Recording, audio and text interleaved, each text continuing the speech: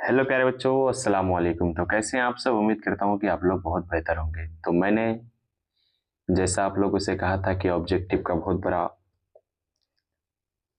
ये लेकर mega objective marathon लेकर के आने वाला हूँ। तो आप लोगों के सामने मैं हाजिर है mega objective marathon 100 class 12th का, जो मैंने चैप्टर 1 2 3 पढ़ लिया है उनका। आज हम ऑब्जेक्टिव सॉल्व करने वाले हैं। ऑब्जेक्टिव में कौन कौन सा ऑब्जेक्टिव होगा?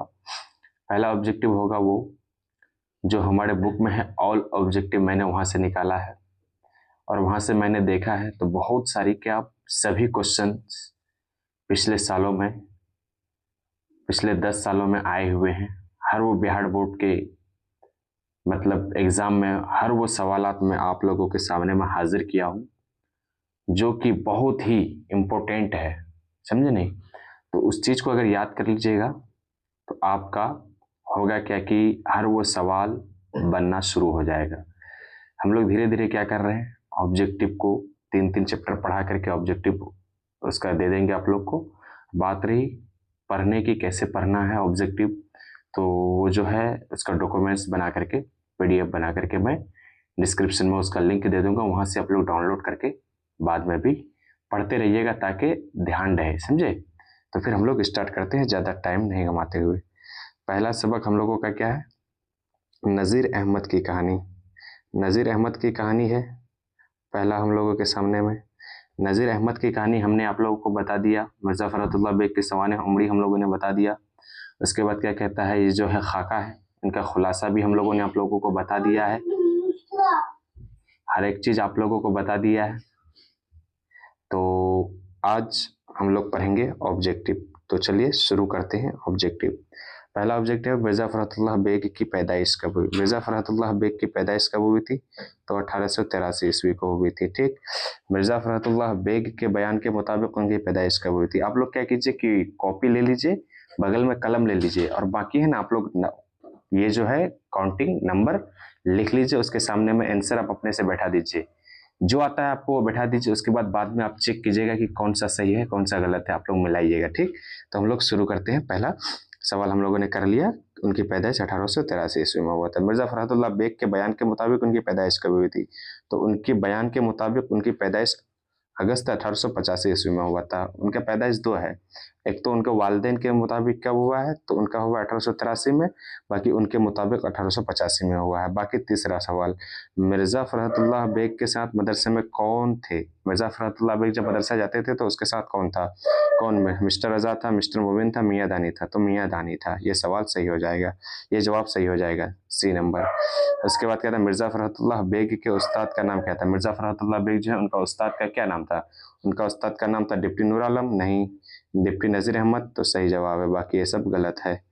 ठीक। बाकी फिर पांचवा सवाल है, मिर्ज़ा फ़खरुद्दीन बेग कौन थे? मिर्ज़ा फ़खरुद्दीन बेग कौन थे? डॉक्टर थे, उस्ताद थे, शागिर्द थे, चचा थे? तो वो शागिर्द थे। किसका? तो मिर्ज़ा ये डिप्टी नज़ीर अहमद का। अगला सवाल है, मिर्ज़ा फ़खरुद्दीन बेग शेर खाने में किस तरह की गलतियां करते थे? ये सवाल हर वो एग्जाम में आ रहा है, आप लोग ध्यान रखिएगा, हर वो इम्तिहान में पूछा जा रहा है। समझे? बाकी आप लोग ध्यान रखिएगा। ठीक। वो एराब की गलतियां करते थे, ये सब तो गलत हो जाएगा, सब एराब की गलतियां करते थे। अगला सवाल है 7वां नंबर, मिर्ज़ा फ़खरुद्दीन बेग हैदराबाद क्यों आए थे? हैदराबाद वो क्यों गया था? घूमने के लिए? नहीं। तलाशो माश के लिए? हाँ। काम करने के लिए तो नहीं गया था इनमें से कोई नहीं। तो मिर्ज़ा फ़खरुद्दीन बेग का इंतकाल कब हुई? मिर्ज़ा फ़खरुद्दीन बेग जो है उनका इंतकाल कब हुआ था? तो 1947 ईस्वी को उनका इंतकाल हुआ था। 1942 को नहीं, 1944 को नहीं, 1945 को भी नहीं। बाकी अगला, मिर्ज़ा फ़खरुद्दीन बेग का वालिद का नाम क्या था? मिर्ज़ा फ़खरुद्दीन बेग का वालिद का नाम आपका हो जाएगा मिर्ज़ा हशमतुल्लाह बेग। मिर्ज़ा हशमतुल्लाह बेग ही था ना, आप लोगों को बता चुके हैं। बाकी अगला सवाल है, मिर्ज़ा फ़खरुद्दीन बेग खाका के अलावा किस सिंफ में तभी आजमाई की थी? तो वो ने क्या कहता है, तभी आजमाई किया था, क्या लिखा था? मज़ामीन लिखे थे क्या? इसको ध्यान रखिएगा। ठीक। उर्दू का पहला खाका निगार कौन है? उर्दू का जो है पहला खाका निगार कौन है? सबसे पहले खाका किसने लिखा था? तो यहाँ पे आपका सवाल हो जाएगा, क्या जवाब क्या है? शिबली नोमानी? नहीं। फ़खरुद्दीन बेग? हाँ। सादत हुसैन मंटू? नहीं। मौलाना अब्दुल हक? नहीं। आपके निसाब में शामिल मिर्ज़ा फ़खरुद्दीन बेग का कौन सा खाका है? नज़ीर अहमद की कहानी, सुलेमान नदवी की कहानी, पुराने ज़माने की कहानी, शिबली नोमानी की कहानी। तो डिप्टी नज़ीर अहमद की कहानी क्या है ना। और बाकी अगला सवाल है कि मौलवी साहब किताब क्यों फेंके थे? किताब जो है वो गुस्से से फेंके थे। क्यों फेंके थे? लोग गलत पढ़ रहा था जिसके कारण उनको गुस्सा आया तो वो किताब फेंक दिया था। मजाक से तो नहीं फेंका था, मजे के लिए नहीं फेंकेगा, गुस्सा से हाँ। कि फिर अगला 14 नंबर सवाल है, किसने कहा कि मौलवी साहब पढ़ाना है तो पढ़ाइए वरना हम जाएंगे ही नहीं? किसने कहा था? मिस्टर रजा ने? नहीं। मिस्टर रजा ने कहा था क्या? नहीं कहा था। मियाँ दानी ने कहा था? नहीं कहा था। कौन कहा था? फ़खरुद्दीन बेग ने कहा था। समझे। अगला सवाल 15 नंबर, ध्यान दीजिए। मौलवी साहब किसे कहा कि तुम कल से मेरे यहाँ ना आना? किससे कहा था? मिर्ज़ा फ़खरुद्दीन बेग से? नहीं। मियाँ दानी से? नहीं। मिस्टर रजा से? हाँ। उसके बाद कहता अगला सवाल है, मिस्टर रजा का मिजाज कैसा था? मिस्टर रजा था तो वो कैसा मिजाज था उसका? किस टाइप का आदमी था वो? कैसा था? गुस्सेला था, मजाकिया था, या शैतानी था? कैसा था? तो उसका वो कैसा था? शर्मीले आदमी थे, मजाकिया भी नहीं थे, घमंडी भी नहीं थे, इनमें से कोई नहीं। तो इसका बाद क्या कहता है, मौलवी साहब की चर्चा किस कॉलेज में हुआ था? मौलवी साहब का चर्चा किस कॉलेज में हुआ था? हिंदू कॉलेज में हुआ था। क्या कहता है, मिर्ज़ा फ़खरुद्दीन बेग और वो क्या कहता है मियाँ दानी दोनों मिल करके चर्चा किया था। तो वहाँ पे वो मिस्टर रज़ा को पढ़ने का डिप्टी नज़ीर अहमद से शौक़ हुआ तो वो पढ़ने भी आया था, जिसके कारण उसको फिर भगा दिया गया था। बोला कि और मत आना। पटना कॉलेज नहीं, हिंदू कॉलेज हाँ। बाकी फिर अगला सवाल है कि हिंदू कॉलेज में फ़खरुद्दीन बेग के किस साथी को मौलवी साहब से पढ़ने का शौक़ हुआ? यह सवाल अभी हमने आपको बताया था। रमज़ान अली को? नहीं। मियाँ दानी को? नहीं। किसको? मिस्टर रज़ा को। हाँ। अहमद रज़ा को? नहीं। किसी शख्स की तहरीरी तस्वीर कशी को क्या कहते हैं? किसी शख्स का तहरीरी तस्वीर कशी को क्या कहते हैं? हमने पढ़ा दिया आप लोगों को। खाका किसे कहते हैं? पढ़ाए थे ना। हाँ, उसको देख लीजिएगा आप लोग। किसी भी शख्स की तस्वीर कशी को क्या इंसाइया कहते हैं? नहीं। मजमून कहते हैं? नहीं। खाका कहते हैं? हाँ। 1:30 बजने में कितने मिनट बाकी थे कि फ़खरुद्दीन बेग और मियाँ दानी दरवाजे पर आ धमके? वो 2 मिनट? नहीं। 3 मिनट? नहीं। 4 मिनट? नहीं। 5 मिनट? 5 मिनट बाकी था कि वो दोनों आकर के दरवाजे पे आकर धमके। ठीक। नाविल मर्रतुल उरूस के मुसन्निफ कौन है? नाविल मर्रतुल उरूस को लिखा कौन है? उनका लिखने वाला कौन है? नज़ीर अहमद, मिर्ज़ा फ़खरुद्दीन बेग, मिर्ज़ा फ़खरुद्दीन बेग। उसके बाद क्या कहता है प्रेमचंद्र, मियाँ दानी। तो उन्होंने डिप्टी नज़ीर अहमद ने लिखा है। फ़खरुद्दीन बेग नज़ीर अहमद के घर क्यों जाते थे? फ़खरुद्दीन बेग और मियाँ दानी लोग मतलब नज़ीर अहमद के घर क्यों जाते थे? खेलने के लिए जाते थे क्या? नहीं। खाने के लिए जाते थे? नहीं भाई, खाने के लिए क्यों जाएगा? उसे पढ़ने के लिए, हाँ पढ़ने के लिए जाते थे, खबर देने भी नहीं आते थे। हम लोगों ने एक चैप्टर कर लिया, वो आप लोग देख लीजिएगा कि इस चैप्टर से कितना सही हुआ। बाकी अगला सबक है हम लोगों का मिट्टी का तेल। मिट्टी का तेल का सवाल, सबसे पहला सवाल क्या है? हमने आप लोगों को इसका भी पूरा तर्जमा क्या कहता है तशरीह पढ़ा दिया है। उसके बाद क्या कहता है सवाने उमड़ी भी बता दिया है हम लोगों ने ख्वाजा हसन निज़ामी का। अब उसके बारे में हम लोग ऑब्जेक्टिव को लेकर के आए हैं। तो पहला क्या है, किसी शख्स की तहरीरी किसी खास मौजू पर किसी खास मौजू पर तहरीरी कलमबंदों को क्या कहते हैं? क्या कहते हैं? मजमून, अफसाना, रुबाई, खाका। सब गलत हो जाएगा, 1 नंबर सही हो जाएगा। इसके बाद मजमून किसकी सिन्फ है? मजमून किसका सिन्फ है? खाका की, मजमून की, रुबाई की, गैर अफसानी। गैर अफसानी अदब का ये है ना, क्या कहता है मजमून, गैर अफसानी अदब का सिन्फ है ना। और उसके बाद आपके निसाब में शामिल मिट्टी का तेल का मुसन्निफ कौन है? आपके निसाब में शामिल मिट्टी का तेल का मुसन्निफ कौन है? तो इसका जवाब हो जाएगा क्या कहता है सैयद सुलेमान नदवी, ख्वाजा हसन निज़ामी, वज़ीर आगा, इनमें से कोई नहीं। तो इसका हो जाएगा ख्वाजा हसन निज़ामी। उसके बाद अगला सवाल है ख्वाजा हसन निज़ामी की पैदाइश कब हुई? ख्वाजा हसन निज़ामी की पैदाइश कब हुई? उन्होंने वो कब पैदा हुए थे? ख्वाजा हसन निज़ामी कब पैदा हुए थे? तो ख्वाजा हसन निज़ामी शायद दिसंबर 1887 को हुआ था क्या? नहीं, हाँ दिसंबर 1878 को पैदा हुआ। ख्वाजा हसन निज़ामी दिसंबर 1878 को पैदा हुए थे। उसके बाद क्या कहता है ख्वाजा हसन निज़ामी की पैदाइश कहाँ हुई थी? निज़ामुद्दीन कोट में, मोहल्ला में, मुंबई में, अरब शहर में?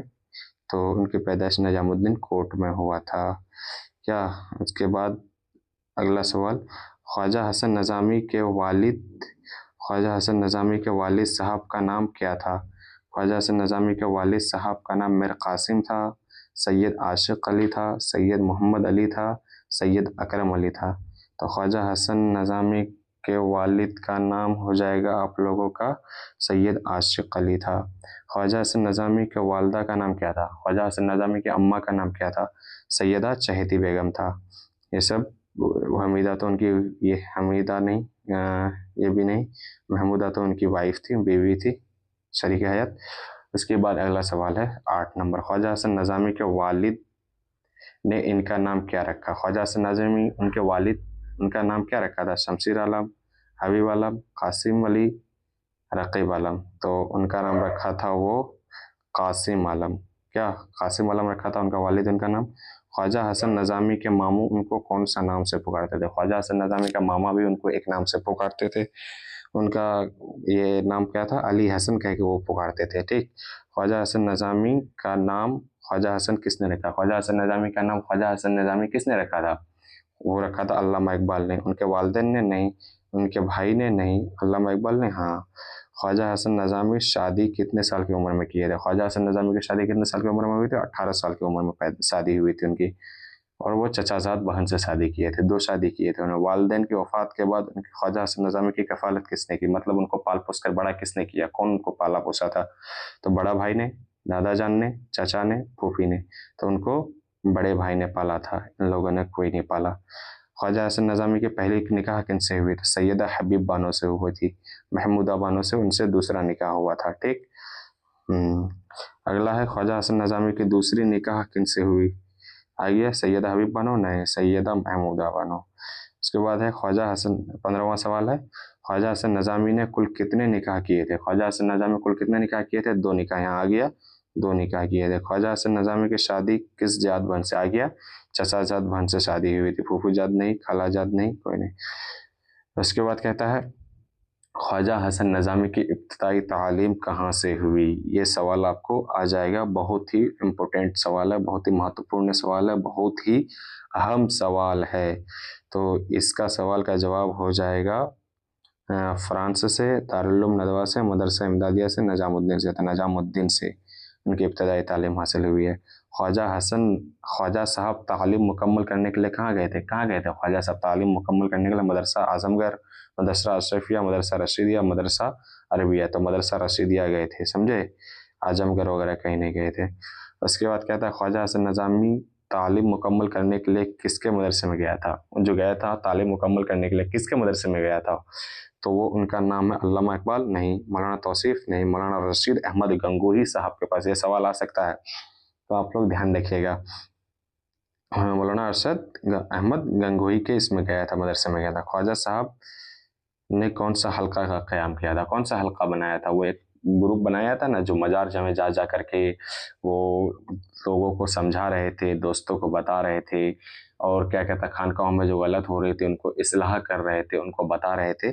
तो वो एक नज़ामुल मशाइख नाम से बनाया था। ठीक, न दावत इस्लामिया, ना ही रहमतुल उलूम, ना ही कोई, समझे? ये बनाया था नज़ामुल मशाइख। ख्वाजा साहब कौन सी रिसाला जारी किया? वो एक रिसाला भी जारी किया था, हमने पढ़ा दिया आप लोग को, बता दिया। हिंदुस्तान? नहीं। नज़ामुल मशाइख? हाँ। अल्पंश? नहीं। दैनिक भास्कर भी नहीं। तो हो जाएगा आपका नज़ामुल मशाइख। ख्वाजा हसन नज़ामी ने कुल कितनी किताबें लिखी? कुल कितनी किताबें लिखी थी उन्होंने, ख्वाजा हसन नज़ामी ने?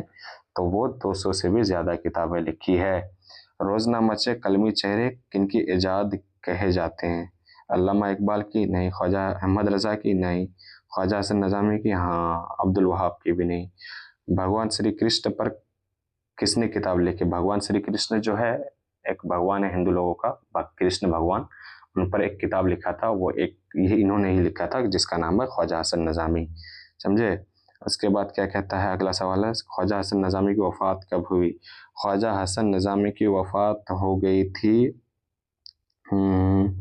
31 जुलाई 1955 ईस्वी को हुआ। 31 जुलाई 1955 ईस्वी को हुआ था उनकी वफ़ात, समझे? बी नंबर सही नंबर आंसर हो जाएगा। ख्वाजा साहब अपने कब्र कितने साल पहले तैयार करवाए थे? कितने साल पहले तैयार करवाए थे? ध्यान है आप लोगों को? नहीं होगा ध्यान, तो बता देते हैं कि 50 साल पहले उन्होंने तैयार कराई थी। अमेरिकी ताजिर था एक, उसका नाम पता है आप लोगों को? अमेरिकी ताजिर था जो कि तेल का व्यापारी करता था, तेल से बहुत दौलतपति बन गए थे, बहुत अमीर हो गया था, बहुत पैसा वाला हो गया था। तो इसका नाम क्या था? Rock meller? नहीं। Rockefeller, rock dollar? नहीं। तो हो जाएगा आपका B number is correct answer. अमेरिकी ताजिर किस चीज़ का तिजारत करता है? अमेरिकी ताजिर तो था वो, लेकिन किस चीज़ का तिजारत करता था, किस चीज़ को बेच करके वो दौलतपति बन गए थे? तो वो है कपड़े की नहीं, बालों की नहीं, मिट्टी का तेल, हाँ नारियल का भी नहीं। हम लोगों ने दूसरा चैप्टर भी खत्म कर दिया है, दूसरा सबक भी खत्म हो गया। अब हम लोग पढ़ेंगे तीसरा नंबर सबक, समझे? तो तीसरा नंबर सबक हम लोगों के सामने में हाजिर है। पहला क्वेश्चन आप लोग पढ़ लीजिए, सैयद सुलेमान नदवी की पैदाइश। हम लोगों का पहले सबसे पहले ये है कि मजमून है, ये किसका है? सैयद सुलेमान नदवी का लिखा हुआ है। नाम क्या है मजमून का? बाज़ पुराने लफ्ज़ों की नई तहकीक है। आप लोगों को हमने हर एक चीज़ बता दिया है, सैयद सुलेमान नदवी के सामान्य उम्री भी पढ़ा दिया है। उसके बाद क्या कहता है? बाज़ पुराने लफ्ज़ों की नई तहकीक का मजमून जो उसका पूरा खुलासा हमने आप लोगों को बता दिया, एक्सप्लेनेशन पूरा है।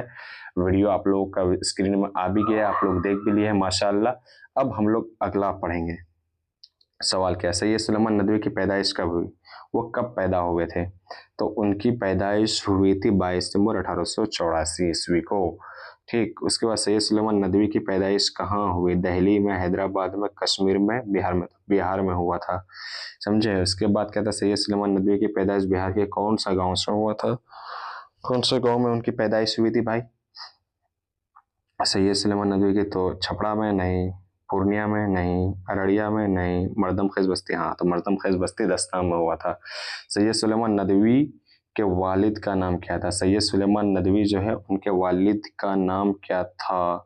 तो हकीम सैयद अबुल हसन था। उनके अब्बा हकीम भी थे, ये भी सवाल आ सकता है उनके अब्बा क्या थे? तो हकीम थे। क्या नाम है? सैयद अबुल हसन। सैयद सुलेमान नदवी, सैयद सुलेमान नदवी की इब्तदाई तालीम कहाँ से हुई? इब्तदाई तालीम वो कहाँ से हासिल? अपने गांव के आसपास बस्ती से किया, पटना से नहीं किया है। अपने आसपास का गांव जो होता है ना, जैसे पूर्णिया है उसके बगल में, अगल बगल में बहुत सारी बस्ती है, कोई भी गांव है उसके अगल बगल में बहुत सारा बस्ती होता है, तो वही सब बस्तियों से उन्होंने अपना तालीम हासिल किया है, समझे? मुजफ्फरपुर से भी नहीं किया है। तो सैयद सुलेमान नदवी दारुल उलूम नदवतुल उलमा कब गए थे? सैयद वो जो है दारुल उलूम नदवतुल उलमा गए थे वो 1901 ईस्वी को गया था, सन 1901 को। सैयद सुलेमान नदवी आला तालीम के लिए कहाँ गए थे? बरेली शरीफ नहीं, फुलवाड़ी शरीफ हाँ, अजमेर शरीफ भी नहीं, बगदाद शरीफ भी नहीं। उसके बाद कहता है सैयद सुलेमान नदवी का दारुल उलूम नदवतुल उलमा में किस शख्सियत के सैयद सुलेमान नदवी को दारुल उलूम नदवतुल उलमा में किस शख्सियत से तालीम हासिल करने का मौका मिला? कौन सा शख्स से वो तालीम हासिल करता था? तो हो जाएगा सर सैयद से नहीं, शिबली नोमानी से, हाँ शिबली नोमानी से उनको मिला था, ख्वाजा हसन निजामी से भी नहीं। तो उसके बाद है सैयद सुलेमान नदवी पहला मजमून कब शाये हुआ? सैयद सुलेमान नदवी का जो है पहला मजमून कब शाये हुआ था आपका, ये दिया हुआ है, तो आप लोग देख लीजिए। 1902 ईस्वी को सबसे पहला मजमून उसका शाये हुआ था। सैयद सुलेमान नदवी का पहला मजमून का क्या नाम था? मर्दों की तालीम, बच्चों की तालीम, औरतों की तालीम, बुजुर्गों की तालीम। तो औरतों की तालीम है, समझे? बाकी ये सब गलत हो जाएगा। सैयद सुलेमान नदवी का पहला मजमून का रिसाला, मजमून नदवी का पहला मजमून किस रिसाला में शाये हुआ था? तो रिसाला अलपंच, हाँ रिसाला अल हिलाल भी नहीं, रिसाला भिस्कर भी नहीं, रिसाला हिंदुस्तान भी नहीं, रिसाला अलपंच में। सैयद सुलेमान नदवी के अशार नज़में गज़लें कब शाये होने लगी? कब से उनका अशार नज़में वगैरह गज़लें जो है वो कब से शाये होने लगा था? तो 1903 ईस्वी से। क्या 1903 ईस्वी से ही हो रहा था ना? वो जो शेर अशार जो वो लिख रहे थे, तो वो कब से लिख रहे थे? 1903 ईस्वी से। जीब नंबर। रिसाला अल नदवा की इदारत किसकी तहवील में हुई? सर सैयद की, शिबली नोमानी की, सैयद सुलेमान नदवी की, सैयद सरवर की। तो सैयद सुलेमान नदवी की हुई थी। रिसाला अल नदवतुल की इदारत कब हुई थी? रिसाला अल नदवा की इदारत कब हुई थी? तो 1906 ईस्वी को हुआ था। सैयद सुलेमान नदवी अबुल कलाम के अखबार अल हिलाल से कब वाबस्ता हुए थे? 1913 ईस्वी को वो वाबस्ता हुए थे। उसके बाद है कि सैयद सुलेमान नदवी दर्स व तदरीस के फ़राइज़ अंजाम देने के लिए कौन सा कॉलेज गया? Purnia college, Poona college, Hindu college, Urdu college. सब गलत हो जाएगा, ये हो जाएगा सही जवाब आपका हो जाएगा पूना कॉलेज, बाकी ये सब गलत हो जाएगा। ठीक, बाकी है अगला 17 नंबर सवाल। मजमून नक्कूस सुलेमानी और हमारी ज़बान का नाम मजमून निगार कौन है? इनका मजमून निगार कौन है? शिबली नोमानी नहीं होगा, शिबली नोमानी। ख्वाजा हसन निज़ामी, ख्वाजा हसन निज़ामी यहाँ कहाँ से आ जाए? ख्वाजा हसन निज़ामी तो नहीं आना चाहिए।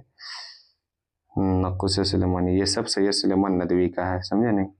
सैयद सुलेमानी, ये सब ये आप लोग 17 नंबर सवाल ध्यान रखिएगा, समझे? सैयद सुलेमान नदवी। उसके बाद कहता है मज़ामीन मज़ामिन सुलेमान और मुक़ालात सुलेमान, इनके मुसन्निफ़ कौन है? इनका लिखने वाला कौन है? सैयद अरमान नदवी? नहीं। अकरम नदवी? नहीं। या कोई नहीं, तो इनका सैयद सुलेमान नदवी हो जाएगा। ठीक। 19 नंबर सवाल है कि शिबली नोमानी के खुतबात और मुक़ालात को सैयद सुलेमान नदवी ने कितने जिल्दों में शाये किया? कितने जिल्दों में शाये किया था? 8 जिल्दों में उन्होंने शाये किया, 8 जिल्दों में छापा था। शिबली के खतूत कितने जिल्दों में शाये हुए? शिबली जो एक खतूत लिखते थे उनका कौन सा कितने खतूत में शाये हुआ था शिबली का खतूत? तो आपका बी नंबर सवाल आपका सही हो जाएगा, 2 जिल्दों में। सीरतुन नबी कितने जिल्दों में छापा हुआ? सीरतुन नबी जो था वो कितने जिल्दों में छापा गया?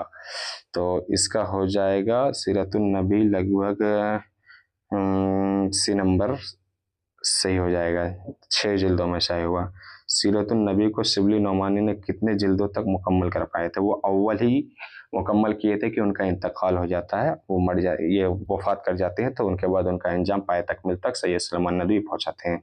सैयद सुलेमान नदवी शिबली नोमानी सीरतुन नबी को पाए तकमील तक किसने बोले ना? सैयद सुलेमान नदवी ने पहुँचाया था, शिबली नोमानी लोग नहीं। अरब व हिंद के ताल्लुकात, अरबों की जहाज़ रानी, सीरत आयशा और रहमत आलम, ये सब किसकी तसानीफ़ है? कौन लिखा है ये? तो ये लिखा है शिबली नोमानी नहीं, अबुल कलाम नहीं, सर सैयद नहीं, Syed Sulaiman Nadvi. D number is correct answer. उसके बाद सैयद सुलेमान नदवी की वफ़ात कब हुई थी? कब हुई थी हो मर्दवा सब बताइए, कब हुई थी? तो उनकी वफ़ात कब हुई थी? आप लोग जल्दी जल्दी बताइए भाई, बताते नहीं हैं आप लोग। हाँ, 25 नंबर आंसर क्या हो जाएगा आपका? 23 नंबर 1953 ईस्वी को। ठीक। लफ्ज़ निहार का क्या माने? लफ्ज़ निहार है आपका एक इसमें, लफ्ज़ निहार का क्या माने होता है? तो बता दिए थे आप लोगों को उसी समय खुलासा में, तो होता है नाश्ता, उसका माने। ठीक। लफ्ज़ कलिया का क्या माने? लफ्ज़ कलिया एक लफ्ज़ आ गया, इसका क्या माने है? तो भुने हुए गोश्त, कच्चा गोश्त नहीं, बगैर शुरबादार नहीं, ये हो जाएगा भुना हुआ गोश्त। लफ्ज़ कोरमा किस जबान से आया? लफ्ज़ कोरमा किस जबान से आया था? हमने बता दिया है, सब चीज़ बता के रखे हैं, आप लोग ध्यान नहीं रखते होंगे, तो उस चीज़ को ध्यान रखिएगा। लफ्ज़ कोरमा तुर्की लफ्ज़ ज़बान से आया था, कावरमा वो लफ्ज़ अल्फाज से आया था, कावरमा, ध्यान रखिएगा। बाकी अगला सवाल है 29 नंबर, लफ्ज़ अहदी का क्या माने? लफ्ज़ अहदी है, इसका माने होता है एक अलग किस्म का सेना, समझे, जो अकेले भीड़ से अलग होकर के मतलब सुरक्षा दे, अलग से ये करे, क्या कहता पहरेदारी करे, उसे कहते हैं। लफ्ज़ अहदी का इस्तेमाल उन सेनाओं के लिए किया था, एक किस्म की सिपाही ही होती है वो। कलई फेरना, ये सवाल आपका तो आएगा ही। उसके बाद कहता है इसका क्या माने? ऐप को जाहिर करना नहीं, ऐप को छुपाना हाँ, ऐप को बढ़ाना नहीं, कोई नहीं, तो ये हो जाएगा ऐप को छुपाना। एक होता है कलई फेरना, एक होता है कलई फेरना होता है, समझे, इसका माने हो गया ऐप को छुपाना, समझे। और आगे हम लोगों ने ये पूरा चैप्टर, जो 3 चैप्टर हम लोगों ने पढ़ा था, वो हमने आप लोगों को बता दिया। बाकी बात रही अगला, तो अगला चैप्टर अब जो आएगा 3 चैप्टर फिर मैं पढ़ा दूंगा, उसके बाद फिर एक्सप्लेनेशन करूंगा, समझे। तो कैसा लगा आप लोगों को, समझ में आया? आप लोग मिला जुला के ध्यान से देखिएगा, क्योंकि बहुत ही इम्पोर्टेंट बहुत ही अहमियत वाला सवाल मैं आपके सामने में हाजिर किया हूँ, जो कि कोई भी नहीं कर सकता है। हर वो बहुत मेहनत के साथ मैं आप लोगों को तैयार करके दिया हूँ। बात रही इसका ये पीडीएफ कहाँ से मिलेगा, तो मैं इसको आंसर की के साथ पीडीएफ बना करके मैं आप लोगों को दे दूंगा, सना उर्दू क्लासेस बाय यस्तानी सर। जो वीडियो जो है इसी वीडियो के डिस्क्रिप्शन में मैं आप लोगों को डाल दूंगा, वहां से आप लोग डाउनलोड करके देखिएगा। ठीक। तो हमको लगता है कि आप लोगों को याद हो गया होगा, याद हो गया है तो आप लोग इसको नोट कर लीजिएगा। बाकी आप लोग बताइएगा हमको कमेंट में कि आप लोगों का कितना सवाल बना, कितना सही हुआ नहीं हुआ। तो फिर मिलते हैं नेक्स्ट वीडियो में, तब तक के लिए बाय, अस्सलाम वालेकुम।